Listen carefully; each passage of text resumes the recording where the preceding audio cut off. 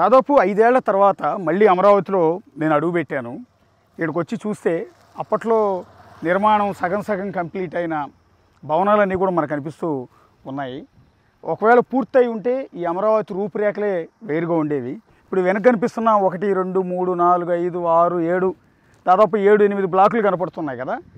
ఇవైతే దాదాపు 85% భవనాల నిర్మాణం పూర్తయిపోయింది.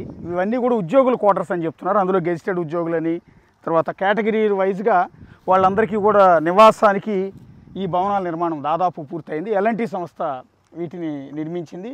సో లాస్ట్లో ఈ కంప్లీట్ అయిపోయే దశలో గవర్నమెంట్ మారిపోవడంతో చివరికి ఆ భవనాలన్నీ కూడా ఎలా అయిపోయాయో మీరు ఒకసారి ఎదురుగా చూస్తే అర్థమవుతుంది. ఎందుకంటే దాని ముందున్న ప్రాంతం అంతా ఒక అడవిని తలపించేలా ముళ్ళ కంపలన్నీ మొలిచిపోయి చాలా దారుణంగా ఉంది.